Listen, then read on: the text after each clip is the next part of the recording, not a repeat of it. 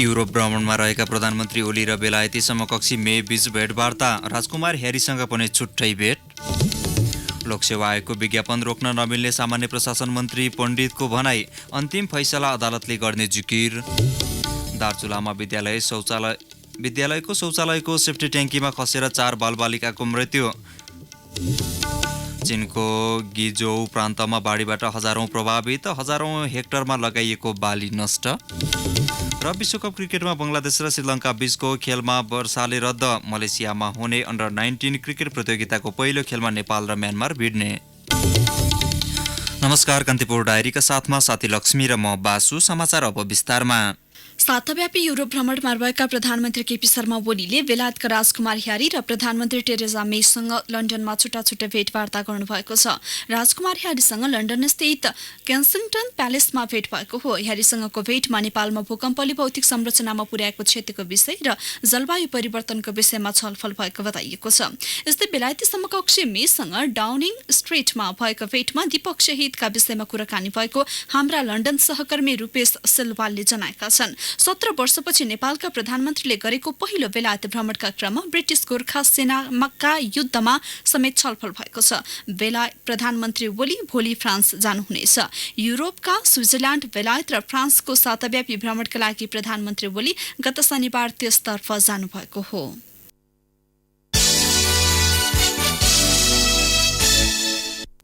गृहमन्त्री रामबहादुर थापाले शान्तिपूर्ण रूपमा विरोध प्रदर्शन गर्न पाउने जनताको अधिकार संरक्षणका लागि सरकार प्रतिबद्ध रहेको बताउनु भएको छ। गुठियार तथा सम्पदा संरक्षण अभियन्ताको विरोध प्रदर्शनका क्रममा गत आइतबार पानीको पोहरा हानेको तथा सामान्य बल प्रयोग भएको बारे सरकारले नैतिक जिम्मेवारी लिने उहाँको भनाइ थियो।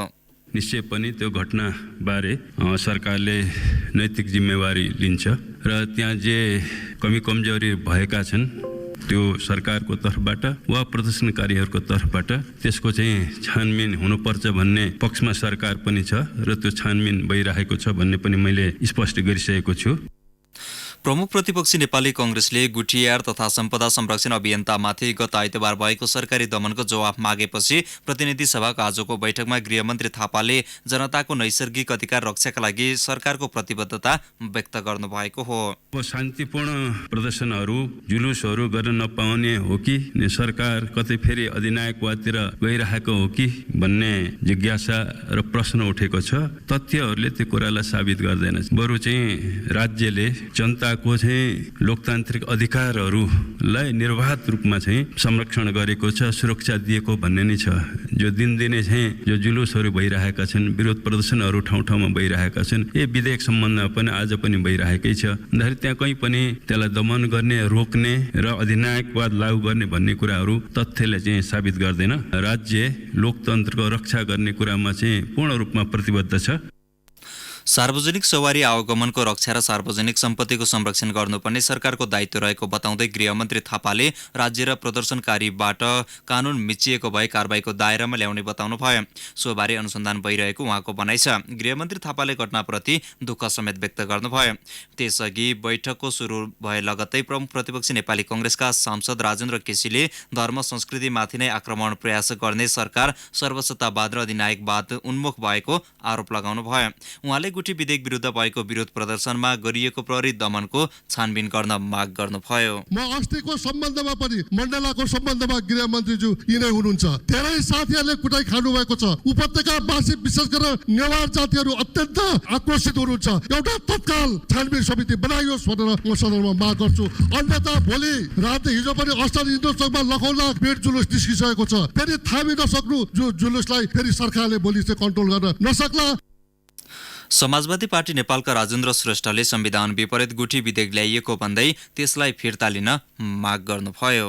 माइती घर मण्डलामा जुन जनप्रदर्शन भएको छ त्यो जनप्रदर्शन हुनुका कारणहरू छन्। जुन संविधानलाई हामीले चाहिँ यथास्थितिवादी प्रतिगमन उन्मुख पनि भन्यौँ, आन्दोलन पनि गर्यौँ, त्यही संविधानमा भएको धाराहरू समेत उल्लङ्घन गरेर अहिले चाहिँ यो गुठी विधेयक आयो। पशुपति विकास कोष, लुम्बिनी विकास कोष जस्ता चाहिँ सांस्कृतिक कुराहरू चाहिँ संस्कृति मन्त्रालयबाट आउनुपर्ने हो। गुठी पनि एउटा चाहिँ सांस्कृतिक परम्परा हो, तर त्यसलाई चाहिँ भूमि व्यवस्थासँग जोडेर आयो। हो कमैयाका समस्या होलान्, भूमिहीनका होलान्, वा सुकुम्बासीका होलान्, तिनीहरूका लागि जग्गा उपलब्ध गराउनुहोस्, त्यो आफ्नो ठाउँमा होला। तर गुठी भनेको त सांस्कृतिक परम्परासँग जोडिएको, सभ्यता हाम्रो चाहिँ संस्कृतिसँग जोडिएको कुरा हो। गुठी विधेयकको विरोधमा उत्रिएका सरकारवालालाई प्रहरीले दमन गरेको विषयमा गृहमन्त्रीको जवाफ माग्दै प्रमुख प्रतिपक्षी दल नेपाली कांग्रेसले संसदको हिजोको बैठक अवरुद्ध गरेको थियो। प्रतिनिधि सभामा विनियोजन विधेयक 2076 अन्तर्गत विभिन्न मन्त्रालयका लागि छुट्याइएको शीर्षकमाथि छलफल शुरू भएको छ। विनियोजन विधेयकको मन्त्रालयगत छलफलको पहिलो दिन आज युवा तथा खेलकुद, शहरी विकास र अर्थ मन्त्रालयका लागि विनियोजित रकमबारे छलफल भएको हो। सो मन्त्रालयका लागि विनियोजित बजेटमाथि धारणा राख्ने क्रममा सांसदले खेलकुद क्षेत्रलाई उपेक्षा गरिएको आरोप लगाएका छन्। शीर्ष नेताको निर्वाचन क्षेत्रलाई बढी बजेट छुट्याएको पनि उनीहरूको आरोप छ। यस्तै बजेटलाई व्यवस्थित गरेर विकास गर्न भन्दा पनि जथाभावी खर्च गर्ने गरी विनियोजन गरिएको सांसदको आरोप छ। भोलि वन तथा वातावरण, महिला बालबालिका तथा ज्येष्ठ नागरिक र कृषि तथा पशुपन्छी मन्त्रालयका लागि विनियोजित शीर्षकमाथि छलफल हुनेछ। विनियोजन विधेयकसँग आश्रित राष्ट्र ऋण उठाउने विधेयक र ऋण तथा जमानत 23औं संशोधन विधेयक पनि सरकारले गत बिहिबारको बैठकमा टेबल गरिसकेको छ। हिजोबाट असार 2 गतेसम्म विनियोजन विधेयकमाथि छलफल गराउने र 3 देखि 6 गतेसम्म सम्बन्धित मन्त्रीले जवाफ दिने कार्यक्रम संघीय संसद सचिवालयले तय गरे पनि कांग्रेसको अवरोधका कारण हिजोको बैठक स्थगित भएको थियो। प्रतिनिधि सभाको अर्को बैठक भोलि बिहान 11 बजेका लागि बोलाइएको छ।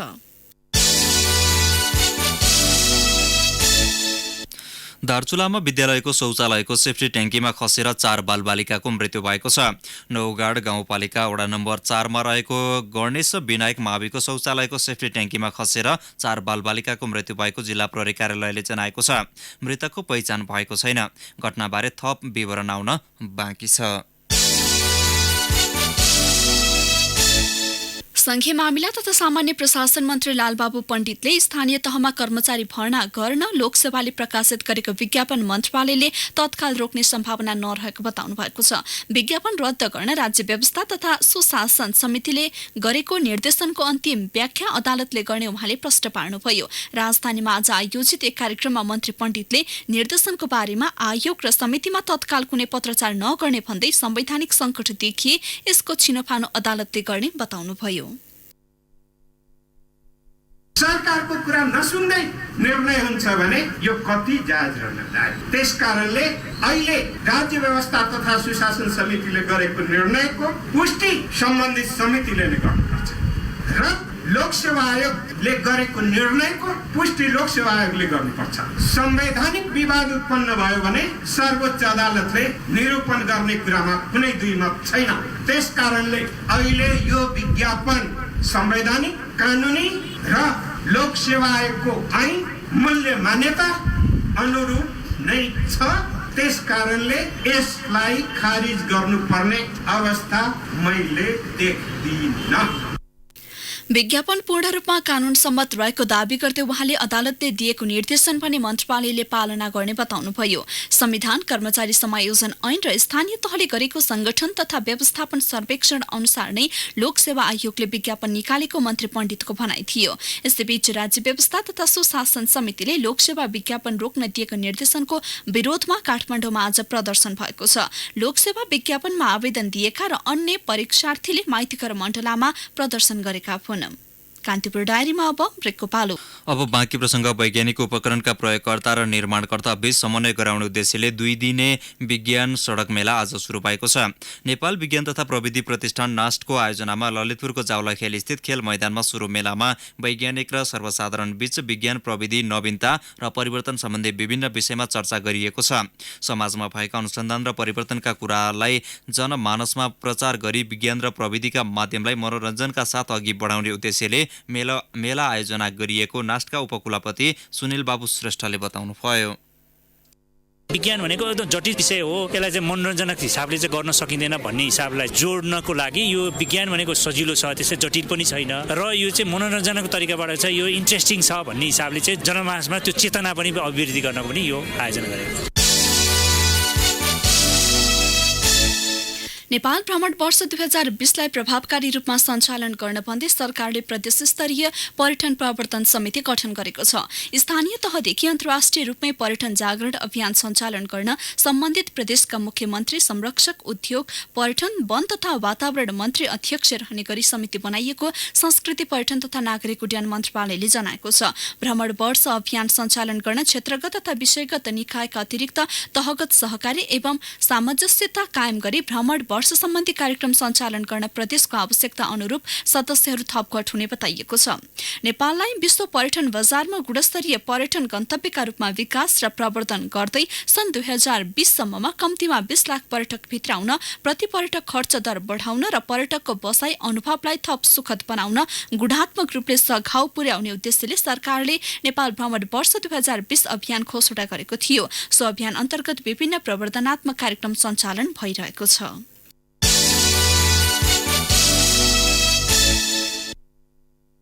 विपदपछिको पुनर्निर्माण र पुनर्स्थापनाको दिगोपनका लागि सरकार र स्थानीय तहबीच सहकार्यमा जोड दिँदै विपद व्यवस्थापन, पुनर्निर्माण, ऊर्जा र जलवायु परिवर्तनको क्षेत्रमा स्थानीय तहको भूमिका सम्बन्धी दक्षिण एसियाली सम्मेलन सकिएको छ। काठमाडौँमा आज सम्पन्न सम्मेलनले 7 बुँदे काठमाडौँ कार्ययोजना पारित गरेको छ। सम्मेलनले दक्षिण एसियामा विपदपछिको पुनर्निर्माण र पुनर्स्थापनामा दिगोपना र समावेशी उत्थानशीलताका लागि हातेमालो गर्न सरकार र स्थानीय तहलाई आग्रह गरेको छ। राष्ट्रिय पुनर्निर्माण प्राधिकरणका प्रमुख कार्यकारी अधिकृत सुशील गेवालीले नेपालमा विपदपछिको पुनर्निर्माण र पुनर्स्थापनामा स्थानीय तहसँग सहकार्य गर्दै जिम्मेवारी र अधिकार हस्तान्तरण गरेकाले महत्त्वपूर्ण उपलब्धि हासिल भएको बताउनुभयो।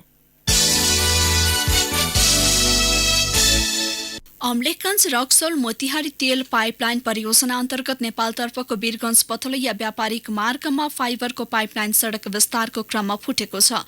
वीरगञ्ज पथलैया व्यापारिक सुधार योजनाले सडक विस्तारको क्रममा लगाएको डोजरले फाइबरको पाइप फुटाइदिएको हो। पाइपलाइनबाट नेपाल आउने तेलबारे विभिन्न प्रकारको तथ्याङ्क तथा सूचना दिनका लागि फाइबर बिछाइएको थियो। नेपाल आयल निगमका कार्यकारी निर्देशक सुरेन्द्र पौडेलका अनुसार सो पाइपलाइन फुटेसँगै जुन 30 मा गरिने भनिएको परीक्षण को मिति परसरण भएको छ। सडक विस्तारका क्रममा घरिघरि पाइप फुट्नुले सुरक्षा चुनौती समेत बढाएको पौडेलले बताउनुभयो। फाइबरको अन्तिम परीक्षणका लागि भारतीय आयल निगमका अधिकारीहरू भोलि नेपाल आउन लागेको बेला भएको घटनाले केही जटिलता निम्ति आएको उहाँको भनाइ छ।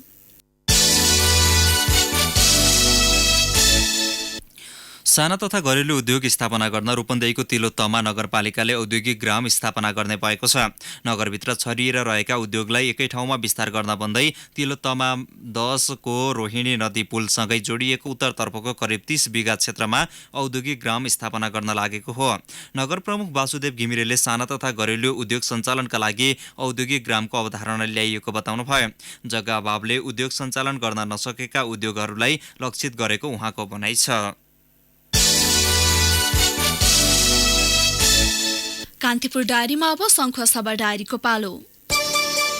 सङ्खुवासभा डायरीमा दिपेन्द्र साक्यको नमस्कार। मकालु बरुण राष्ट्रिय निकुञ्ज भ्रमणका लागि आउने आन्तरिक र बाह्य पर्यटकको संख्यामा वृद्धि भएको छ। विश्वको 5औं अग्लो मकालु हिमाल निकुञ्ज क्षेत्र हुँदै जानुपर्छ। मकालु आधार शिविरसम्म शान्ति सुरक्षाको व्यवस्था, स्थानीय बाटोघाटो र मुख्य सडकको व्यवस्था सुधार भएको सूचना अधिकारी हिमाल पाठकले बताउनुभयो। पाठक अनुसार वर्षेनी पर्यटकहरू बढ्न थालेको छ। यो वर्ष मकालु हिमाल आरोहण गर्न आउने र मकालु बरुण राष्ट्रिय निकुञ्ज अध्ययन र भ्रमणका लागि आउने पर्यटकको संख्या 80% बढेको हो।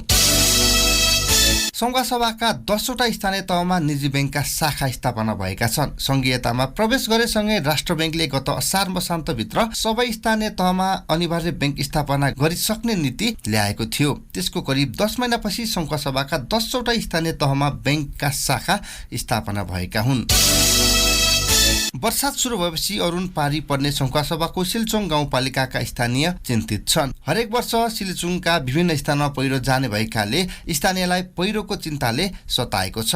1 महिनादेखि दिउँसो घाम लाग्ने र साँझ भएपछि हावाहुरी सहित पानी आउने भएकाले पनि सिल्चोङवासी त्रसित छन्। गएको वर्ष साउनमा सिल्चोङका विभिन्न गाउँमा पहिरोले धेरैलाई विस्थापित बनायो। वडा नम्बर 3 तामकुको याचामखा र सप्तेल टोलमा 21 र वडा नम्बर 2 बालामा 2 परिवार विस्थापित भएका थिए। वर्षातको समयमा दिनौ पानी परे एकै ठाउँ भेला भएर जागराम बस्न थालेका छन्। खादबारी नगरपालिका 9 तुमलिङटारको चिलाउनेमा दुर्लभ सालक भेटिएको छ। गाउँ छेउमा भेटिएको दुर्लभ सालकलाई आज जंगल छाडिएको छ। स्थानीय जनप्रतिनिधि र डिभिजन वन कार्यालय खादबारीका कर्मचारीले सालक जंगलमा छाडेका हुन्। हवस् त संखुवासभा डायरी आजलाई यति नै। दिपेन्द्र सार्की बिदा माग्छु। नमस्कार। संखुवासभा डायरीपछि कान्तिपुर डायरीमा पुनः ब्रेकको पालो। अब आर्थिक प्रसङ्ग। चालु आर्थिक वर्षको 8 महिनामा प्रदेश 1बाट निकासी बढे पनि व्यापार घाटामा न्यूनीकरण हुन सकेको छैन। यो अवधिमा निकासी 18%ले बढेको छ, तर आयात समेत उच्च हुँदा व्यापार घाटा करिब 5 अर्बले बढेर 1 खर्ब 15 अर्ब 84 करोड पुगेको छ। विगतमा उल्लेख्य मात्रामा निकासी हुँदै आएको छाला, मासुजन्य पदार्थ, अदुवा, ह्यान्डिक्राफ्ट, अलैँची, जडीबुटी, मिक्स भेजिटेबल र उखुको खुँदोको निकासी यसैपालि वात्तै घटेको छ। चालु वर्षको 8 महिनामा यो प्रदेशमा 1 खर्ब 38 अर्ब 85 करोड 48 लाख मूल्य बराबरका सामान आयात हुँदा 23 अर्ब 77 करोड 70 लाख मूल्य बराबरका सामान भारत तथा तेस्रो मुलुक निकासी भएको निकासी तथा व्यापार प्रवर्धन केन्द्रका प्रमुख कृष्ण रेग्मीले जानकारी दिनुभयो। शेयर बजार परिसूचक नेप्सेमा आज झिनो अङ्कको सुधार देखिएको छ। नेप्से आज 0.17 अङ्कले बढेर 1275.98 अङ्कमा कायम भएको छ। बैंकिङ, व्यापार, विकास बैंक, जलविद्युत, लघुवित्त कम्पनीको शेयर बढेको छ भने होटल लगायत नेपाल टेलिकम आबद्ध अधिकांश कम्पनीको शेयर घटेको छ। व्यापारिक समूहको उपसूचक सबैभन्दा धेरै 7.69 अङ्कले बढ्दा निर्जीवन बीमा कम्पनीको उपसूचक 43.31 अङ्कले घटेको छ। आज कुल 174 कम्पनीका 7,714 कारोबारबाट 48 करोड 8,76,986 रुपियाँ बराबरका 15,09,850 किता शेयर किनबेच भए। अब अन्तर्राष्ट्रिय प्रसङ्ग। चीनको दक्षिण गिजोउ प्रदेशमा बाढीको चपेटामा परि 5 जनाको मृत्यु भएको छ। हजारौं सर्वसाधारण बाढीग्रस्त क्षेत्रमा फँसेको बीबीसीले उल्लेख गरेको छ। बाढीका कारण सयौं घर डुबानमा परेका छन् भने हजारौं हेक्टरमा लगाएको धान बाली नष्ट भएको छ। चीनको मौसम विभागले जुन महिनामा उच्च वर्षा भएको जनाएको छ। गिजोउसँगै जियाङ्सी, हुनान प्रान्तमा समेत भारी वर्षा भएको छ। जियाङ्सी राज्यमा 1,50,000 मानिस विस्थापित भएका छन्, जसका कारण केही स्थानमा पहिरो समेत गएको छ। चीनमा भएको वर्षाका कारण ताइवान समेत प्रभावित भएको छ। बेलायत निर्वाचनमा रहेका पाकिस्तानका नेता अल्ताफ हुसैन लन्डनमा पक्राउ परेका छन्। 65 वर्षीय नेता अल्ताफ सन् 1990 देखि बेलायतमा रहेका छन्। पाकिस्तानको MQM पार्टीमा आबद्ध नेतालाई उनको भाषणको विषयमा सोधपुछ गर्न पक्राउ गरिएको लन्डन महानगर प्रहरीले उल्लेख गरेको छ। पाकिस्तानको अर्थ राजधानी कराचीमा 3 दशकदेखि प्रभुत्व जमाउँदै आएको MQM पार्टीका लागि लन्डनबाट अल्ताफले भाषण गरेका थिए। पाकिस्तान सरकारले लगातार उनी विरुद्ध कारबाही गर्न दबाव दिए पनि अल्ताफले आफू निर्दोष रहेको दावी गर्दै आएका छन्। अल्ताफ विरुद्ध पाकिस्तानमा हत्या सहितका मुद्दा चलिरहेका छन्। अब खेल प्रसङ्ग। मलेसियामा हुने एससीसी अन्डर-19 क्रिकेट प्रतियोगिताको पहिलो खेलमा नेपालले म्यानमारको सामना गर्ने भएको छ। एसियन क्रिकेट काउन्सिलले सार्वजनिक गरेको खेल तालिका अनुसार नेपाली टोलीले दोस्रो खेलमा सिङ्गापुर र तेस्रो खेलमा चाइनासँग प्रतिस्पर्धा गर्नेछ। आगामी जुलाई 2 देखि 9 सम्म हुने प्रतियोगितामा नेपाल समूह ए मा छ। समूह बी मा आयोजक सहित भुटान, हङकङ र थाइल्याण्ड छन्। 8 टोली सहभागी प्रतियोगितामा समूहका शीर्ष 2 टोलीले अन्तिम 4 मा स्थान बनाउनेछन्। प्रतियोगिताको विजेता टोली आगामी जुलाई र अगस्तमा श्रीलङ्कामा हुने एसिया कपमा छनौट हुनेछ। नेपाली राष्ट्रिय भलिबल टोलीको मुख्य प्रशिक्षकमा नेदरल्याण्डका हान एभिङ नियुक्त भएका छन्। आगामी साउन अन्तिम साता हुने एसियन सेन्ट्रल जोन भलिबललाई केन्द्रित गरेर एभिङले नेपाली टोलीको जिम्मेवारी सम्हाल्नेछन्। नेपाल भलिबल संघको पहलमा अन्तर्राष्ट्रिय भलिबल महासंघ FIVB ले प्रशिक्षक एभिङलाई आगामी 3 महिनाका लागि नेपाली टोलीको जिम्मेवारी सुम्पेको हो। आगामी असार 4 गते नेपाल आउने एभिङले 5 गतेबाट टोली सम्हाल्ने संघका महासचिव जितेन्द्र बहादुर चन्दले जानकारी दिए। नेपाली टोली सम्हाले बापत उनले पाउने पारिश्रमिक FIVB ले बेहोर्नेछ भने अन्य व्यवस्थापकीय जिम्मेवारी संघले हेर्ने चन्दले बताए। प्रतियोगिताकै लागि नेपाली टोलीले आजदेखि बन्द प्रशिक्षण सुरु गरेको छ।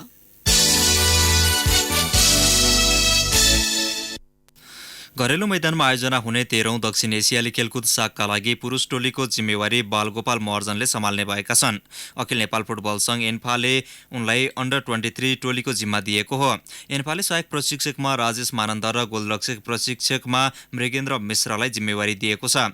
यस्तै महिलातर्फ राष्ट्रिय टोलीको प्रशिक्षकमा हरि खड्कालाई निरन्तरता दिएको छ। सहायक प्रशिक्षकमा अरुणा गुरुङ र गोलरक्षक प्रशिक्षकमा अस्मिता खवास छन्।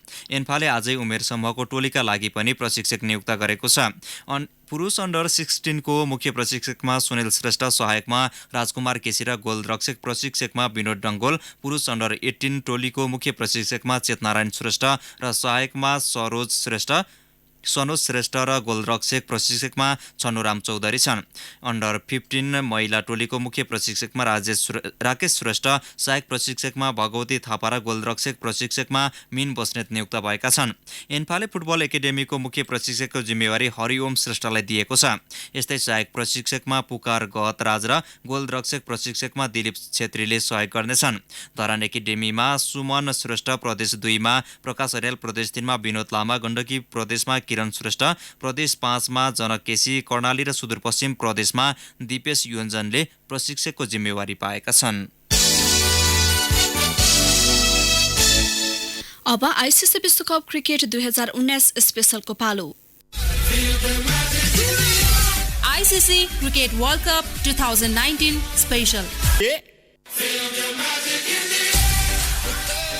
विश्वकप क्रिकेट अन्तर्गत एसियाली मुलुक श्रीलङ्का र बंगलादेश बीचको खेल वर्षाका कारण रद्द भएको छ। दिउँसो 3:15 बजेका लागि तय भएको खेल भारी वर्षापछि टस समेत नभई झण्डै 4 घण्टापछि रद्द गरिएको हो। खेल रद्द भएपछि दुवै टोलीले अङ्क बाँडेका छन्। अर्को खेलमा श्रीलङ्काले अब बलियो टोली अस्ट्रेलियासँग र पाकिस्तानले इन्डियासँग प्रतिस्पर्धा गर्नेछ। वर्षाले अवरुद्ध तेस्रो खेलमा पाकिस्तानसँग अङ्क बाँडेको श्रीलङ्काले चौथो खेलमा पनि अङ्क बाँड्न बाध्य भयो। अङ्क बाँडेपछि 4 अङ्कमा श्रीलङ्का 5औं र 3 अङ्कमा बंगलादेश 7औं स्थानमा छ।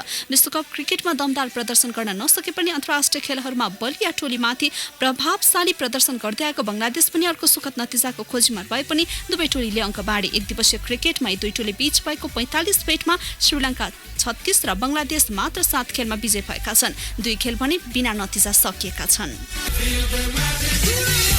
ICC cricket world cup 2019 special. जाँदा जाँदै news maker of the day. The news maker of the day. सरकार धर्म संस्कृति अन्त्य गर्न लागि परेको प्रमुख प्रतिपक्षी दल नेपाली कांग्रेसले आरोप लगाएको छ। प्रतिनिधि सभाको आजको बैठकको सुरुमा नै समय लिएर बोल्दै कांग्रेसका सांसद राजेन्द्र केसीले धर्म संस्कृति माथि नै आक्रमण प्रयास गर्ने सरकार सर्वसत्तावाद र अधिनायकवाद उन्मुख भएको आरोप लगाउनु भयो। उहाँले गुठी विधेयक विरुद्ध भएको विरोध प्रदर्शनमा गरिएको प्रहरी दमनको छानबिन गर्न माग समेत गर्नुभयो। कांग्रेस सांसद केसीले प्रतिनिधि सभाको आजको बैठकमा राख्नुभएको धारणाको सम्पादित अंशलाई आजको न्यूज मेकर अफ द डेमा प्रस्तुत गर्दै कान्तिपुर डायरीबाट भने सहकर्मी लक्ष्मी र म बासु बिदा हुन्छौं। नमस्कार, शुभरात्रि।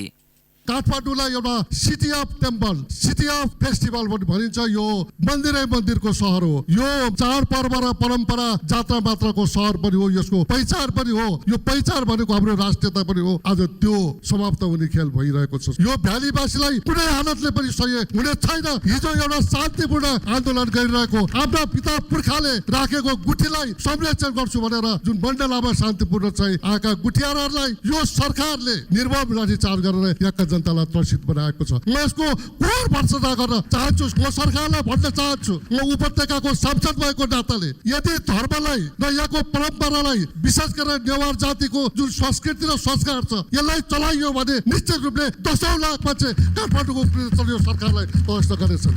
मलाई यो नाङ्लो ठटाएर हात्ती तर्साउने खेल्यो सरकारले नगरोस्। राजधानीवासीलाई पटक पटक राजधानीवासीले यो मुलुकको लोकतन्त्र प्राप्ति र पुनर्प्राप्तिको इतिहासमा ठूलो योगदान पुर्याएका छन्। आफ्ना पिता पुर्खाले राखिदिएको, आफ्ना सन्ततिका लागि राखेको त्यो विश्वासका साथ राखेको जुन एउटा गुठी जग्गा हो त्यसलाई संरक्षण गरेर चाहिँ अगाडि बढौँ भन्दा अन्यथा भएको छ। म अस्तिको सम्बन्धमा पनि मण्डलाको सम्बन्धमा धेरै साथीहरूले कुटाइ खानु भएको छ। उपत्यकावासी विशेष गरेर नेवार जातिहरू अत्यन्त आक्रोशित हुनुहुन्छ। एउटा तत्काल छानबिन समिति बनाइयोस् भनेर म सदनमा माग गर्छु। अन्यथा भोलि फेरि थामी नसक्नु जुलुसलाई फेरि सरकारले भोलि चाहिँ कन्ट्रोल गर्न नसक्ला। मैले म भ्यालीकै सभासदको नाताले म गृहमन्त्रीलाई अनुरोध गर्छु। सूचना र मनोरञ्जनको संवाहक रेडियो राष्ट्रको रेडियो कान्तिपुर।